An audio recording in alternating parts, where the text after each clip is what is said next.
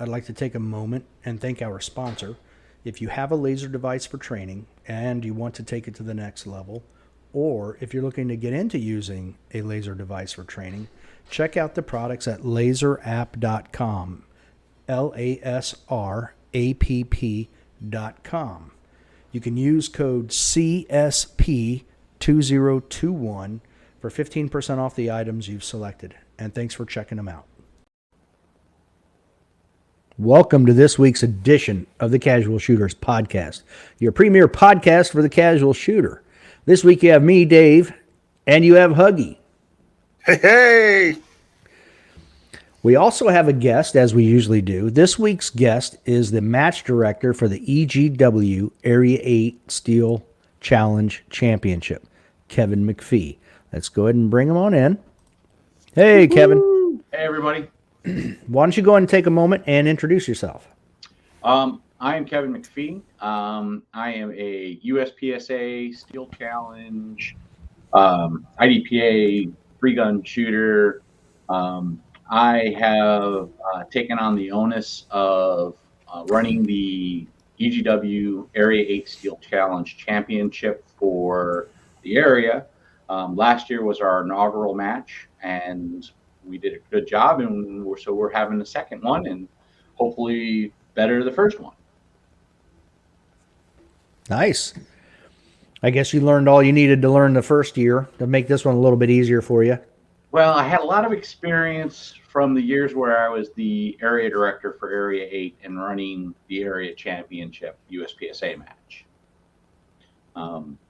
And, being a regular match director kind of really benefited knowing how do things flow, being a CRO, understanding, where things should go, smooth things out. Okay. I don't know if you've listened to any of our episodes, but we start off every episode the same way. We're going to ask you a bunch of personal questions, drag you through the ringer, the whole 9 yards, and then we start the interrogation after that. My name is Nancy. All right. All right, Huggy, go ahead. So I was going to say, it's like, man, that's a hell of a ringer. Right. Anyway. So Kevin, we're going to start off with this. What is your favorite movie? Wow. So it's a tie, right? Okay. Empire Strikes Back. Okay. First, Fifth Element. Oh. So different ends of kind of the science fiction genre. Yeah. Because who can't love, The Empire Strikes Back? I mean, the good guys lose. What a great story. And for once, the good guys actually lose. And Lilu. I mean, it's what's not to love. Yeah. Yeah, I will have to say that I like both of them. Fifth Element, I just love it because it's just how to say it. It's just got so many hidden little things inside there. If you just know what to look for, it's hilarious. Gary Oldman the guy's. I mean, why he hasn't won every Oscar for any movie he's ever been in, I just don't understand. Yeah. Yeah, exactly. All right, so we're going to move on to question number 2. Question number 2 is, what is your favorite book? So it's a series of books, and it's written by an author whose name is Tad Williams, and it's a book series called Memory, Sorrow, and Thorn, and it's 4 books. It precursor to Game of Thrones. It's high epic, fantasy, and again, in 2 of the books, the good guys lose, and there's great character building, great writing, and you really get lost in the book. And it's just like, as soon as you pick it up, you can't put it down until it's done, and then you got to read the next one. Right. That's cool. I know if Leo was here, he would definitely enjoy that because He is a big Game of Thrones fan. So Yeah, if you like Game of Thrones, Tad Williams is your guy to go to for like better writing. Yeah. So he would enjoy that. So question number 3. That's my favorite question of all questions on this whole list. So this really is the one that like gets everybody, because it really is one that makes you think, and it's just like, oh my gosh, really? I can't. This question is so hard and so complex. This actually, I've seen people kind of sweat when I ask this question. So, my question is, who is your favorite superhero? Well, there's always the easy answer. No, there's not. Dave. Actually, so I'm a Marvel guy. I've always been a Marvel guy. And if I had to kind of put a finger on it, it would be Daredevil. Nice. Yeah, I mean, he's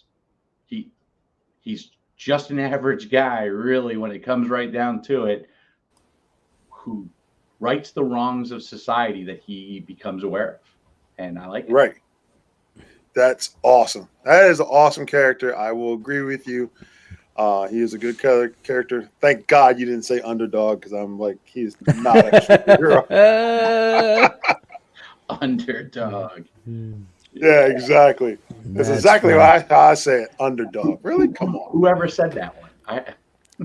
Yeah. Yeah. Hold Dave on. will tell you here in a second who said it. Yeah, somebody said underdog. It was Ben Kempamanis. But I thought there was somebody else too. Yeah, because I think his name is Lee. I think his name is Leo. Well, Leo.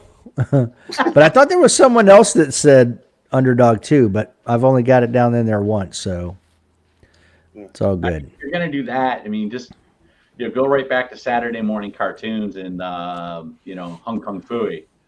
Yeah. Oh, there we go. There's a blast from the past. Jump into the filing cabinet, come out a superhero. Everybody was kung fu fighting. Okay. Next question. What is your favorite gun and caliber? And they don't have to be mutually exclusive of each other. So that's a good story. So when I started USPSA and I started shooting competitions, my buddy and I came in together, and he is a Glock guy. He's a Glock fan. He's Glock. As a matter of fact, we call him Glockamole. And I can't shoot a Glock. I don't like Glocks. I don't like the grip angle. They're just not me. Me too. I had a Kimber 1911. I started shooting with that, and watching other competitors shoot, I realized I couldn't shoot. For all intents and purposes, an off-the-shelf Kimber 45 4-inch gun and be successful in competitive shooting. So my next gun that I bought for competition, I own other guns, and so I went out and I got myself a Nighthawk GRP in 45, one of the original Nighthawk builds. I bought it from a buddy of mine, sent it back to Nighthawk, had him recondition it, sent it back to me. That gun is stupid crazy. And then I realized that shooting a 1911 in competitive pistol shooting is sort of like smashing your head into a brick wall. And I was like, I love it. It's taught me so many great things. Reloads, jam clearing, and reloads. And then I was like, okay, I need to get to a striker-fired pistol gun if I want to shoot production. I need to look around. And so I tried a whole bunch of different guns. I tried a XDM. There you go. That's the baby. Tried an XDM. Okay. Tried a Glock again. I tried a Springfield. And I landed on the Smith & Wesson M&P Pro Series. And I then became good friends with Dan Burwell, from Burwell Gunsmithing, and Dan was able to do trigger jobs on my stock M&Ps. Didn't change any parts out, just modified the parts that were in them. And I now have, let's just say, more than a handful of various different M&P Pro Model Series guns, and all of them have sub 3-pound triggers in a striker fire gun. All of them have no reset. So it's literally click, click, click, click, click, click. And for production, I still shoot my M&P all the time. I shoot it in USPSA. I shoot in Steel Challenge. I'm on my 3rd barrel for the gun. It's just crazy.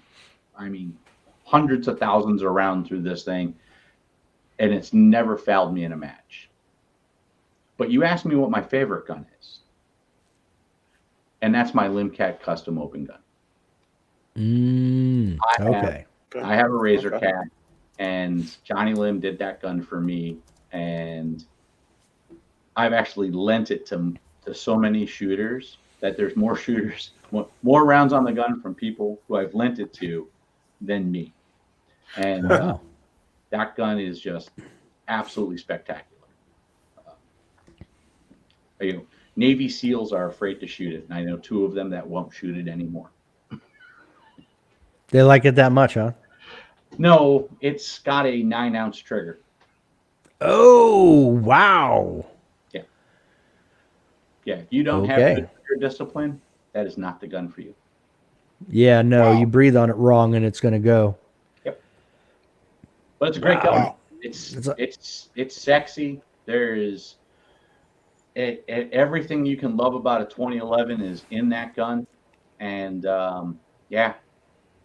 I'd never change it. I'd never get rid of it. It is the best gun ever. Wrong one. Now, what about caliber?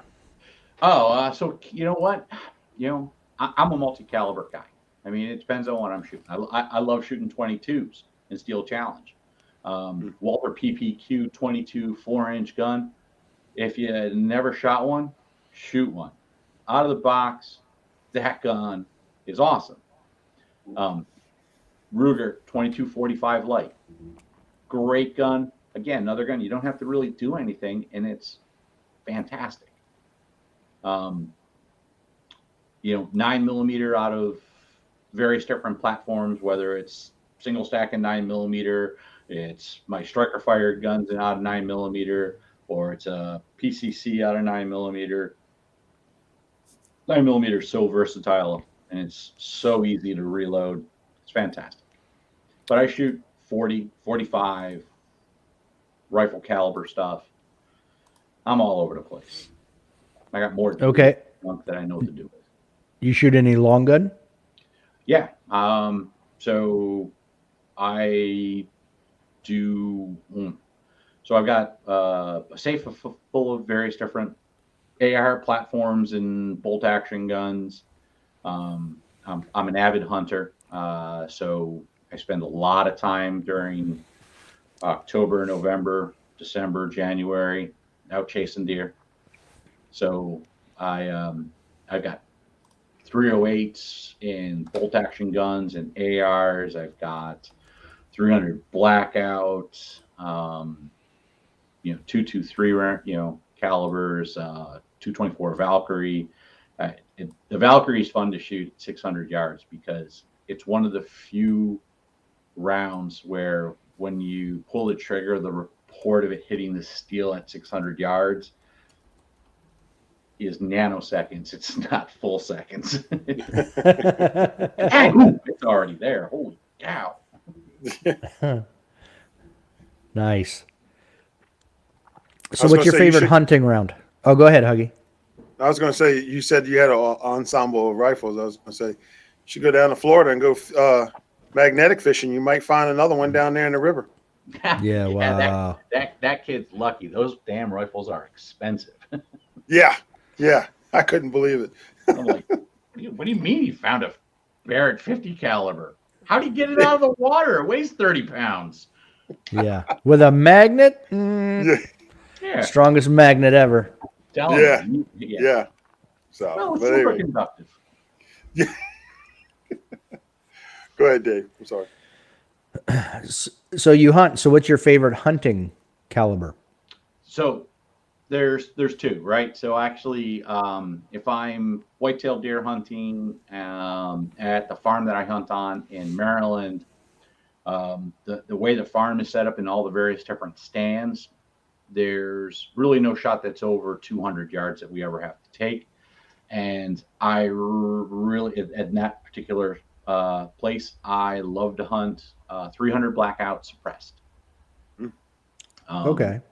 because the way the property is kind of geography, there's valleys and ridges, and literally you can, with the 300 blackout suppressed, you can have a couple of deer just lined up and just go pop, pop, pop, pop, and they're all just falling down before they realize their first friend got shot. Because while they hear something, it's Foreign to them. not what Yeah. they know, right? Right. And then on that same piece of property in the back end, there's some places where you can shoot 200, 300, and 400-yard shots. And for that, I like the 308. And again, I suppress it. So it's, nice. yeah. Yeah. Very nice. All right. Now that we got that. Oh, where am I at here? There we go. So when I met you, the first time I can remember meeting you was when you were the area director Mhm. the last year in 2019, and you brought Steve Anderson down to Cavalier. Yeah. And the way you two interacted seemed like you guys already knew each other. Was that the case? Yeah. Yeah. So early on in my shooting career, right? Go back to the beginning when I was shooting my 45. Um, I actually was shooting Fredericksburg, and there was a lady there who actually did the check-in for the match, and she did the sign-up. Her name's Carla Wells, and her son Lee, who at the time was 11 or 12, was shooting with us. And Lee was on the para ordnance shooting team, and Travis Tomasi had told Lee that he was going to get some training for him through para, and Travis actually unfortunately couldn't come because he was going to come and do the training. And Travis reached out to Carla and said, "Hey, this guy Steve Anderson is starting up a training course. He's got a book out that he's written. You guys should give him a try." And so Carla was like, "Hey, you need to take a course. Hey, you need to take a course. Hey, you need to take a course." And so she hit 6 of us who all shot together. Myself, Kelly Cobean, Clay Clem, Alex Oh. Melenchak, right? So we all signed up to go get instructed by this brand new shooting instructor. No one had ever heard of him. Yeah, he had a book, and he was a GM in Ohio. And so he came to Virginia, and originally Lee was supposed to be in the class with us. But the problem is the range where we arranged to have the class at wouldn't let Lee on the range because he wasn't 13. So Steve was doing Wow. private lessons with Lee at the house after hours. And we show up to the class for the first day, and Steve rolls up in his Mustang GT. It's raining, and he pulls in. The car just slides. It's like, Oh. so we're like, okay, yeah, you got to be careful with that. And so we start doing the course, and I'm sitting there in line. We're all doing our draws. He's showing us. He's doing a really good job instructing us. And he turns down to me, and I'm sitting there with a cigar in my mouth, and I got sunglasses on. And he's like, "Hey, would you mind putting that cigar down? And I looked at him and said, yeah. And he's like, what? Yeah, yeah, you don't mind, or yeah, you mind? I said, yeah, I mind. I'm like, it's a $10 cigar. And I'm not going to just put it down because you asked me to. I'm standing down here at the end of the line. Nobody's getting bothered by it. And everybody who's next to me likes the smell of my cigar. Oh, well, I can fix that. And he goes, no. Not right now. And I'm like, all right, I'll put my cigar down for you. And so I go back to my bag and I put my cigar down. And he's like, hey, yeah, while you're back there, can you take the sunglasses off and put on shooting glasses? And I'm like, what the heck? What is your problem, man? And from that point forward, Steve and I have been friends. So we had Steve's first class, and it was great. All of us had never seen anybody teach anything like that.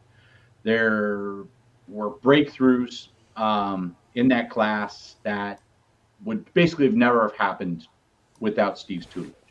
And it was soon after that, and I was on the Peacemaker pistol team for Peacemaker National range up in West Virginia when they still had USPSA and stuff. And so our teammates consisted of myself, Ken Bloxton, Chris Rhines, Mike Green, and his wife Pascal. And Mike's special forces guy.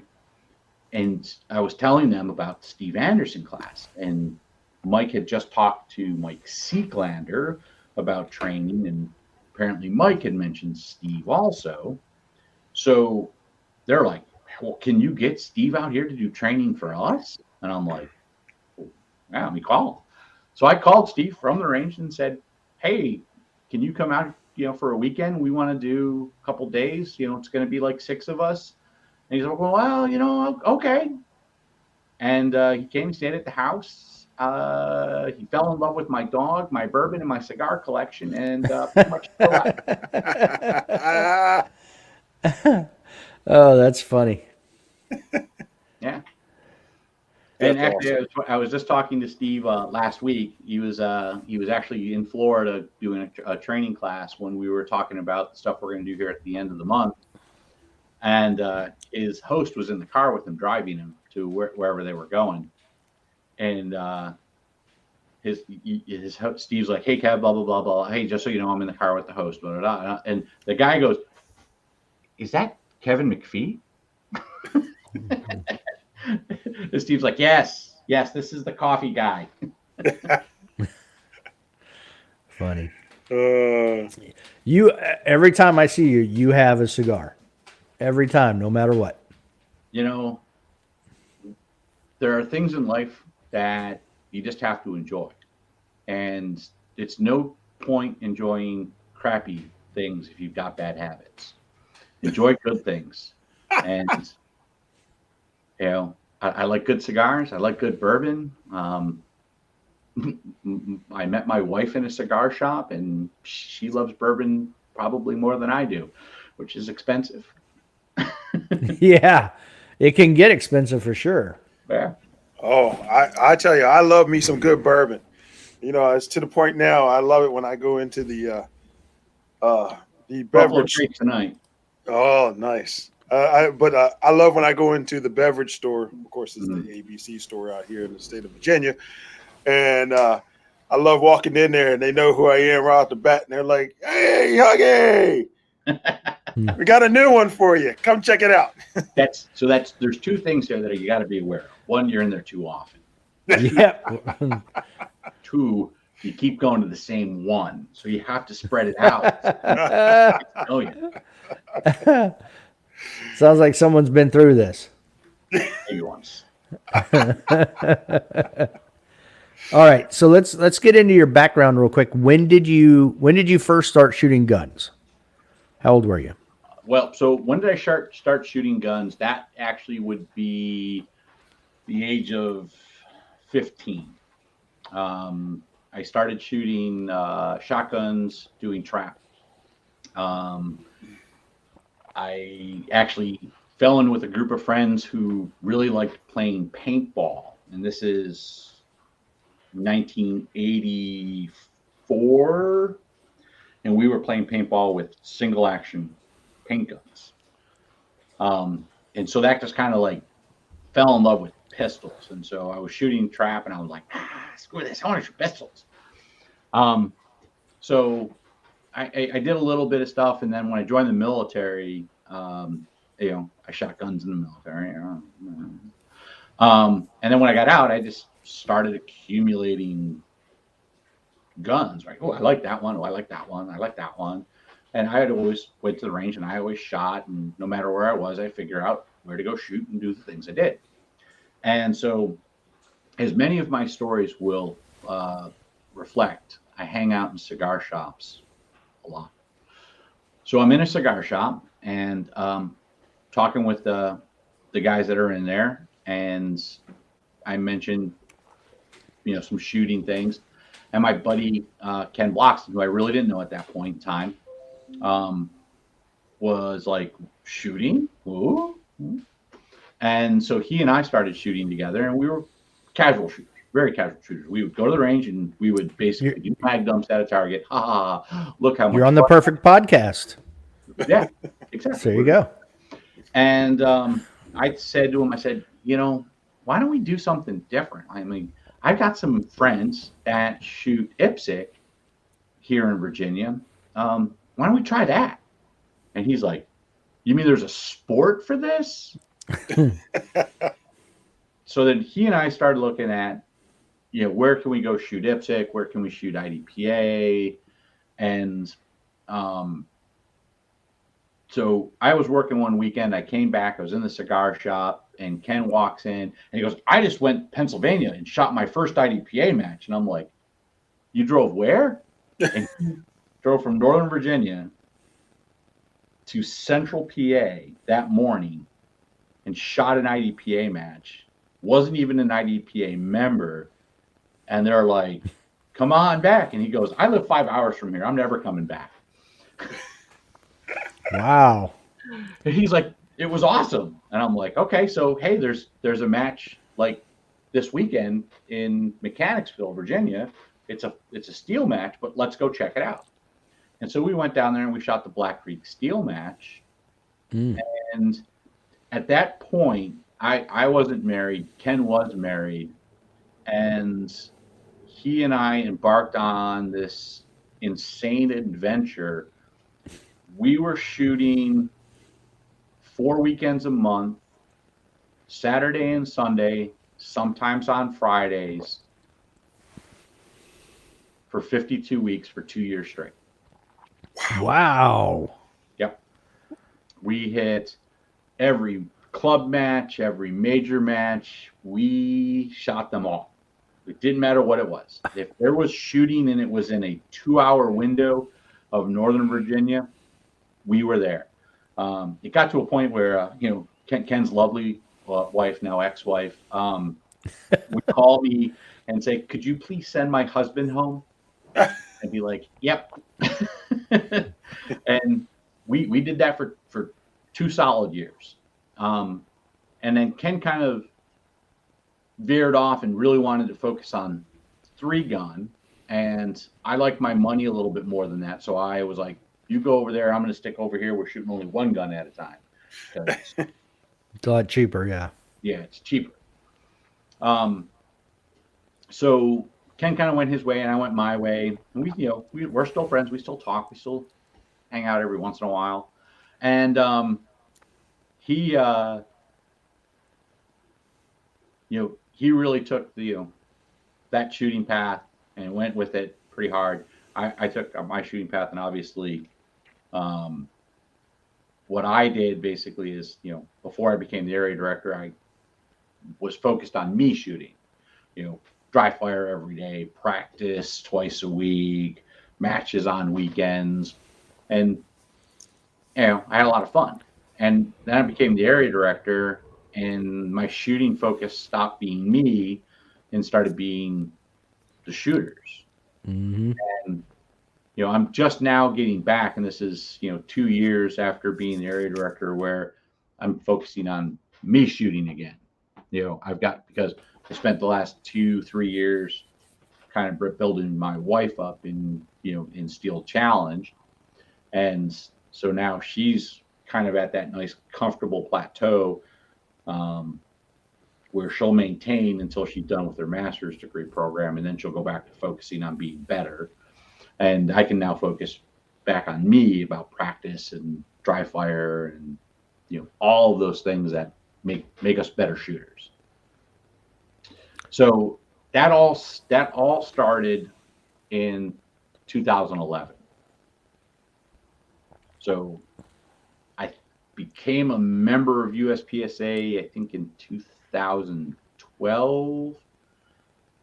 And 2015 you became area director. Yep.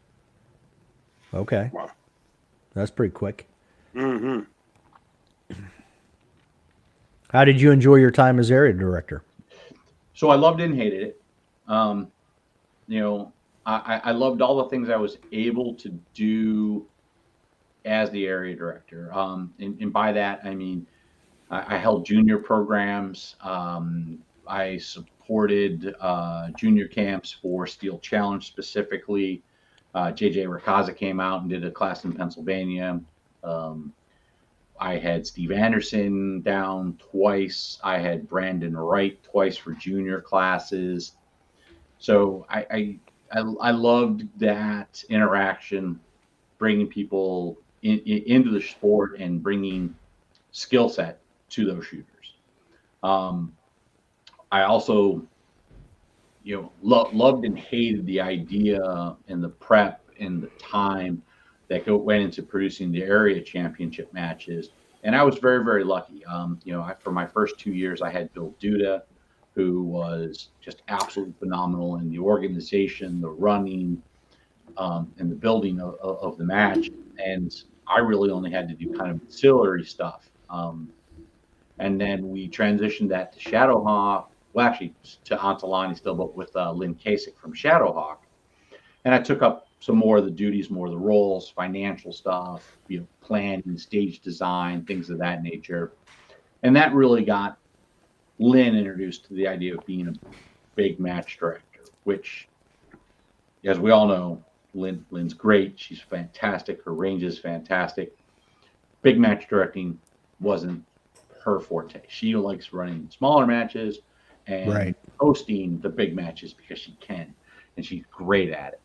And I love her for that. Actually, that's a whole separate story where, middle of my term as area director,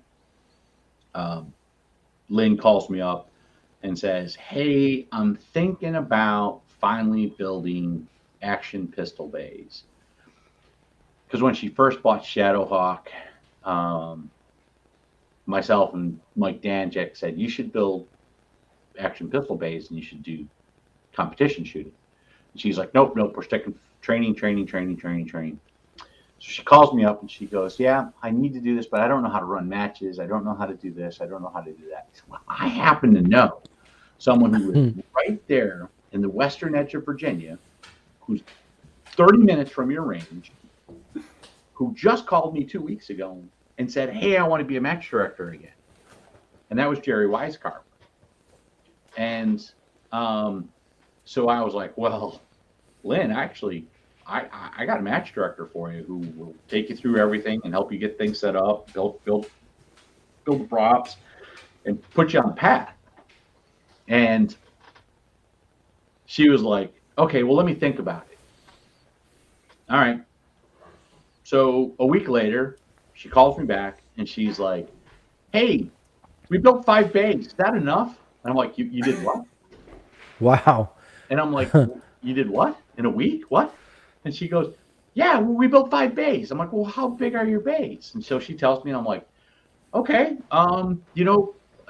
if you had a 6, that would be fantastic because 6 bays is pretty cool. Shooters like come in and shoot six, and you can have one set up as a classifier and run 5 squads and do this and do that. Well, I'm just worried it's just not going to make money." And I'm like, "Field of Dreams, if you build it, they will come." Yep. And so Chris Viverette, who was the section coordinator at the time, he and I set up practice score account for her. We get tablets, we get all the stuff. Kelly Cobean comes out to run stats, and we put all the stuff together. And we opened registration for her first match, and she had 160 people signed up Oof. that had 50 slots. 50. Wow. Mm. And she's like, and I'm like, what do you want to do? Houston, we have a problem. She's like, well how do we do this? I said, well, you can run an AM, PM schedule, because you can set what time you start and what time you finish. It's, summertime, basically. It was late spring. Like, so we can shoot till probably 7 o'clock at night. And I said, if you really want to, you can have a Sunday session. And she opened up an afternoon session, and she had 100 people signed up. And we got halfway through the morning session, and she comes to me and says, we're having our construction guy come out, and he's going to build us 4 more bays over here next week. Can we shoot again tomorrow? And I'm like, well, yeah, I mean, you've got all those people on the wait list. Just email them, find out how many people want to come. And she filled up Sunday. Wow. And she was like, this could make money. And I'm like, well yeah. Well, we told you. And so she's like, but I don't think I want to do this as a, as primary source of our income. I don't want to do this. And I'm like, you know what, you do what you're comfortable with. It's your range. Run it the way you need to run it. And then IDPA got wind of it, and Cody Claxton's like, I'd like to run a match there. So they started running IDPA. And then Joe Pitha got in there. Hey, I'd like to run a 3-gun match there. Oh, yeah, okay. We'll run a 3-gun match here. And it just kind of snowballed. And all of a sudden, they went from, we're going to do 1 weekend a month where we're going to hold competition bays. We're going to keep staying with the training, where then they split the company, and they basically have a training organization. And then they have people who do nothing but run the competition bays. Mm-hmm. Our biggest challenge in any of the shooting sports is where to shoot. It's not how many shooters belong to which organization. It's where to go shoot. If we had more places to go shoot, we could have more members. Yeah, and I was who we were talking to somebody on the podcast, and they were out west. I want to say it might have been, was it Hopkins, Huggy? I think it was. Matt? Yeah, I think it was Matt Hopkins, where, he's like, we're full out here. We have more shooters we know. Or no, I'm sorry. They have more ranges than shooters. So they have no issue with getting into a match on a weekend. I'm like, Matt, ours open up, and there are times where 10 minutes later, the entire match is full, and you can't get in a local match. We need, I said, I tell you what, you send us your ranges, we'll send you shooters, because we don't need more shooters. We need more ranges. Yeah, actually, so it's funny you say that. So Matt Hopkins and I talked about, I guess it was like 3 or 4 weeks ago, and that came up in our conversation. Matt called me basically to get kind of past area director input on some information, and we actually went over this. I'm like, yeah, I've been out to the middle of the country. I've seen Heartland shooting in frickin' the middle of Kansas. It's 16 bays in a row that are, Good Lord. The small bay is 50 yards deep by 40 yards wide. Wow. Right. Damn. It sits on like 10,000 acres of county land. It's just like there's 30 trap fields in a line. Wow. 16 pistol bays in a line, just wide open. And yeah, they hold a monthly match there, and they do six stages because they can't actually build any more because there's no one there to help them take it down because they only get 40 shooters a month.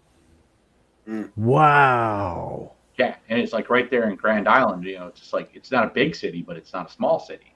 Right. It's an hour and a half away from uh, what's the hell that city? God dang it! It be a big city. I can't remember. Right?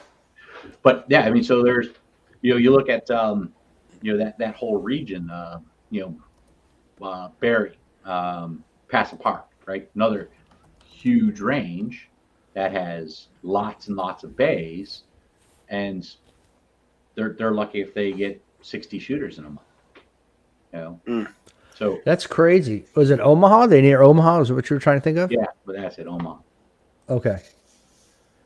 Yeah, I agree with you. I wish we had more facilities out in in Virginia here. I mean, I know that I've like you said, you mentioned before, I've shot at Shadowhawk, I've shot at Peacemakers. Yep. I've been down to Cavalier, I've been down to Fredericksburg Rod and Gun Club. I've been invited with a friend to Fairfax Rod and Gun Club. Yeah. Shot up there.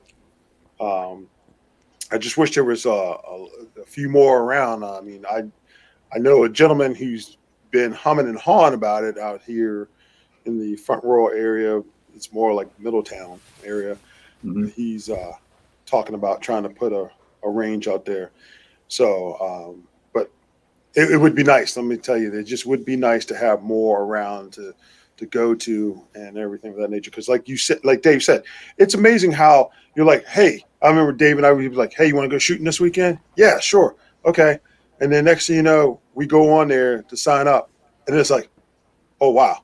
It's already filled up and we're like, looks like Saturday's filled. We're going to have to go to Sunday, and, Yeah. It's crazy. it's amazing. It is absolutely crazy. So in the years where we lost North Mountain Practical Shooters. I'm not sure if you guys ever shot there, but it was the oldest continuous running IPSC match in the United States. Wow. It chartered and first run its first IPSC match in '82, and it basically ran all the way up through 2017, and it was in the bowl of an apple field, and it was literally you were just shooting into the berm that was basically the bottom of the top of the hill into this apple field, and it was fantastic. And it was this great club, and unfortunately there was just some financial things with the apple orchard owner, and just no longer working. But it was a shame to lose that club. Like I said, it had been there since 1982. Wow. And then so we lost one, and then we got Shadowhawk, right? And it was the same geographical pull, if you will: Northern Virginia, Maryland, Pennsylvania, West Virginia, and we got lots and lots of shooters there. The capacity was much bigger than it was at North Mountain. Capacity at North Mountain was basically 4 squads of 10 and running an AM PM, and that was all they could fit in. So great shooting, limited capacity, problem. Fredericksburg, great shooting, limited capacity, but more capacity, but we only have finite amount of time on Saturday and finite amount of time on Sunday. Yeah. And again, in 2014, Fredericksburg's monthly matches sold out in seconds, not even a full minute. And they would have 120 slots, and they'd be gone. I believe it. Gone. Mm-hmm. And every club is cyclic. It depends on who's the match director, what's going on, how many people can they draw, their stages designed the way people want to shoot, what's going on here, what's going on there.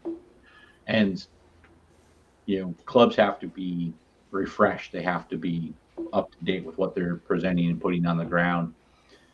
And we need more clubs. we had more clubs, we could get more people shooting. But that other part about that is if you have more clubs, you need more people to volunteer to run those clubs. Mm-hmm.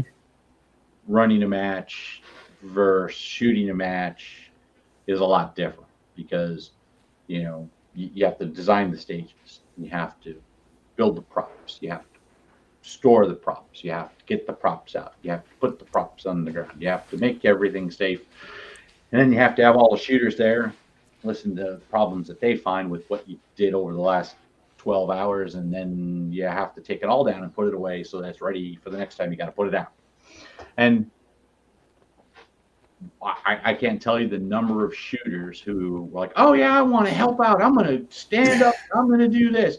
Holy shit, this is hard. I'm never coming back.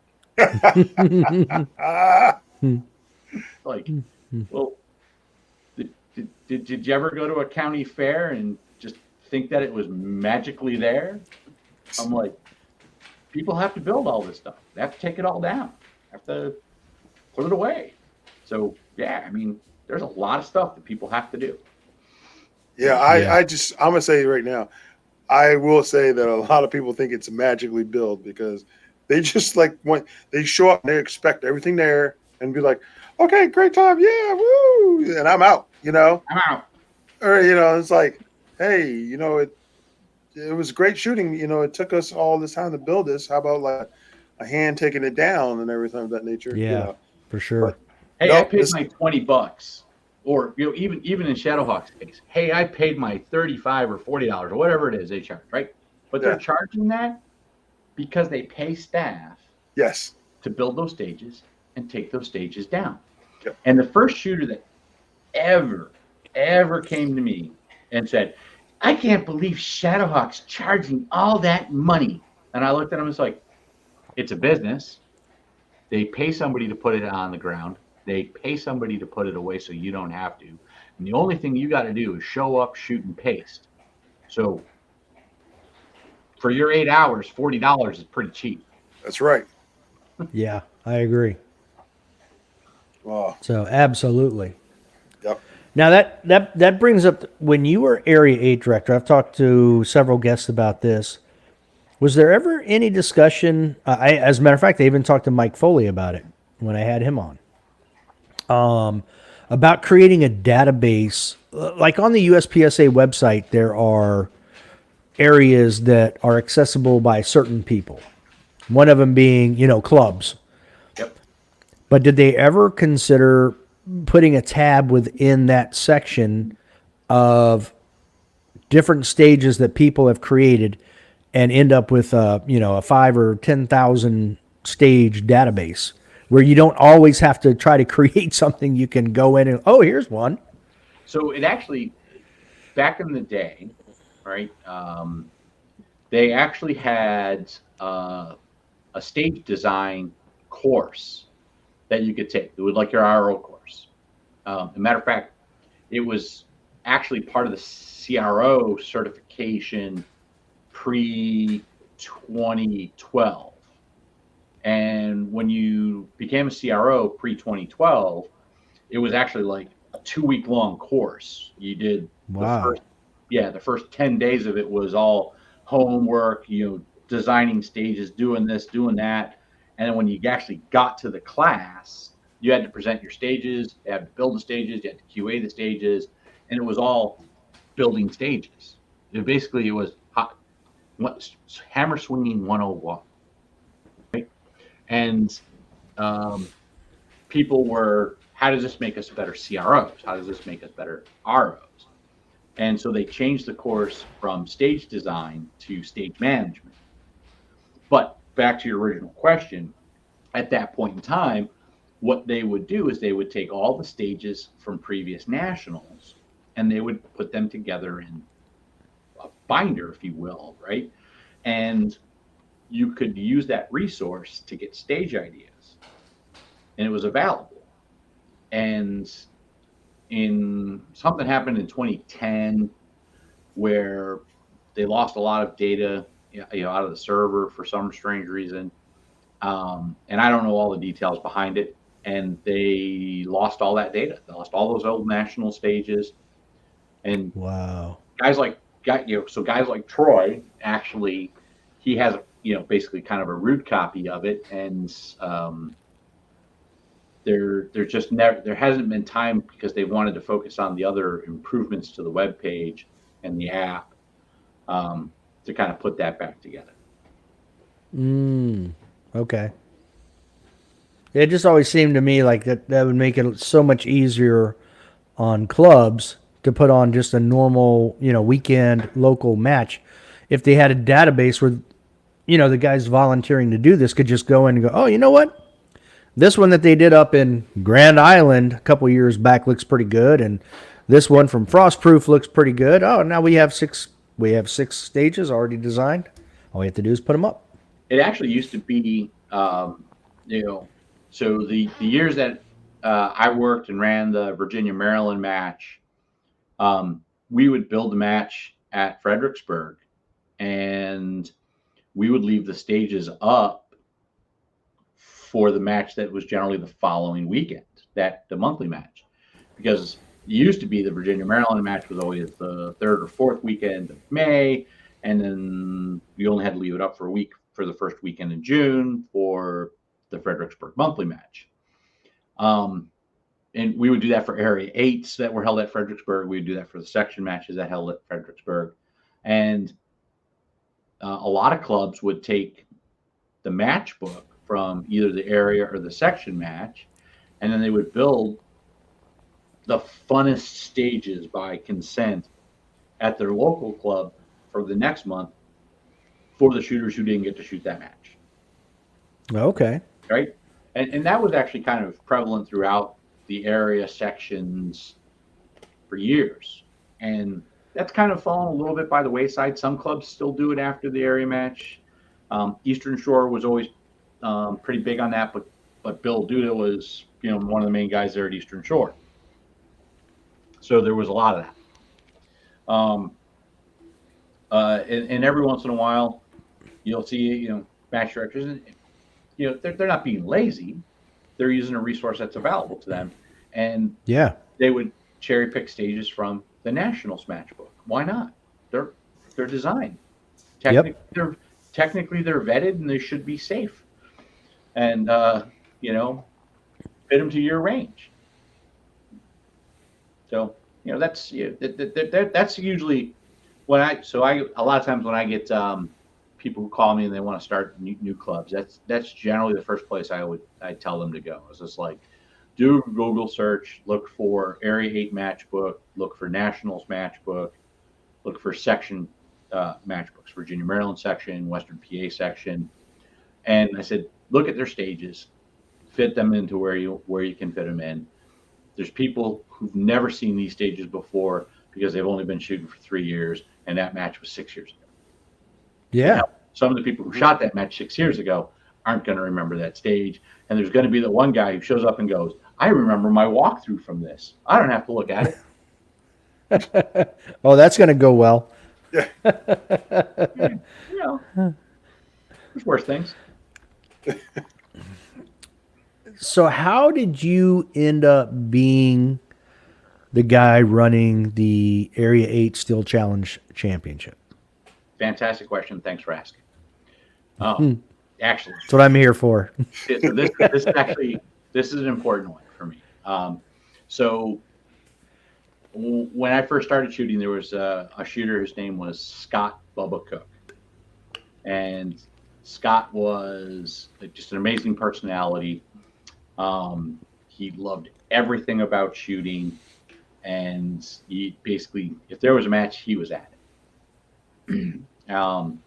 And Scott's was part of the Cavalier Club, and he basically, along with Mike Valentine, Chris Dye, and Chris's wife Tess, kind of brought USPSA shooting back to Cavaliers. Cavalier in the 80s actually had an IPSC match that they would hold on the other side of the range from where we shoot now. And it kind of died away. Scott organized bringing it back. Scott was the section coordinator. He really wanted to match at his home club. So he started bringing USPSA back. They already had an IDPA club running, so they leveraged the resources and they really got things going. About a year after they started the USPSA club, Scott knew that I liked shooting Steel Challenge also, so he came to me and said, "Hey, I'm gonna start a Steel Challenge club. Would you shoot it?" I'm like, "Oh, absolutely." Yeah, and I was still living in Northern Virginia at the time, and so Scott and I worked out a deal, and together we went and we bought some steel from Carl at GT Targets, and Scott started running Steel Challenge matches, and people would come and we would do it. And Scott was kind of running it every other month or when it was convenient, sort of thing. So it didn't really pick up a lot of traction. And so the club then said, "Hey, we're going to build all these brand new bays. We're going to do all this. We're going to have all this extra space." I said, "Scott, we could probably hold, a level 2 Steel Challenge match here and be pretty successful." And Scott's like, yeah, I want to do that. We're going to do that. And then Scott had a heart attack and died. So it became my kind of. Until next time. Don't be a little bitch. Yeah.